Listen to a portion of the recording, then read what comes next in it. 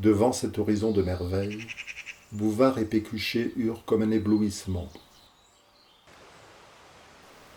Le genre fantastique leur parut réservé aux princes.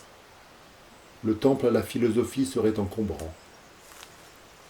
L'ex-voto à la Madone n'aurait pas de signification vu le manque d'assassins, et, tant pis pour les colons et les voyageurs, les plantes américaines coûtaient trop cher.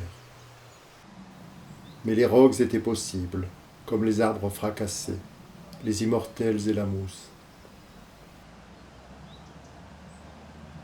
Et dans un enthousiasme progressif, après beaucoup de tâtonnements, avec l'aide d'un seul valet et pour une somme minime, ils se fabriquèrent une résidence qui n'avait pas d'analogue dans tout le département.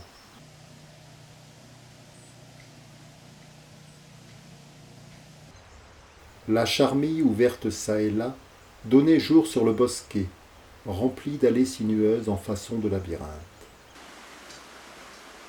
Dans le mur de l'espalier, ils avaient voulu faire un arceau sous lequel on découvrirait la perspective.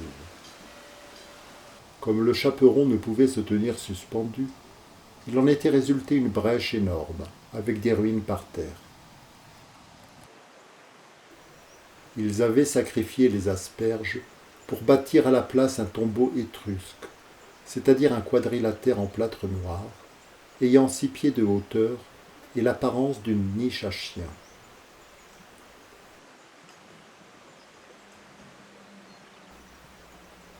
Quatre sapinettes aux angles flanquaient ce monument, qui serait surmonté par une urne et enrichi d'une inscription. Dans l'autre partie du potager, une espèce de rialto enjambait un bassin, offrant sur ses bords des coquilles de moules incrustées. La terre buvait l'eau, n'importe. Il se formerait un fond de glaise qui la retiendrait.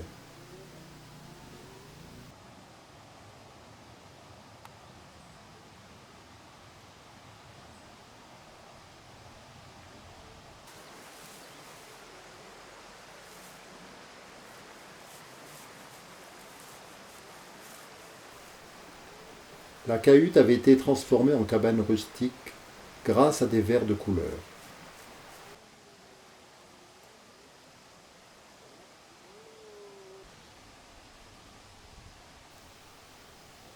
Au sommet du vignot, 6 arbres équarris supportaient un chapeau de fer blanc à pointe retroussée, et le tout signifiait une pagode chinoise.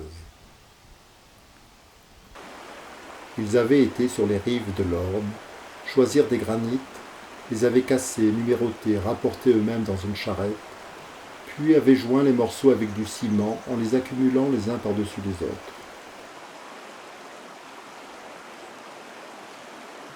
Et au milieu du gazon se dressait un rocher, pareil à une gigantesque pomme de terre.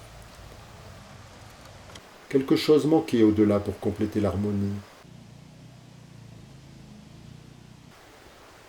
Ils abattirent le plus gros tilleul de la charmille, aux 3/4 mort du reste, et le couchèrent dans toute la longueur du jardin, de telle sorte qu'on pouvait le croire apporté par un torrent ou renversé par la foudre.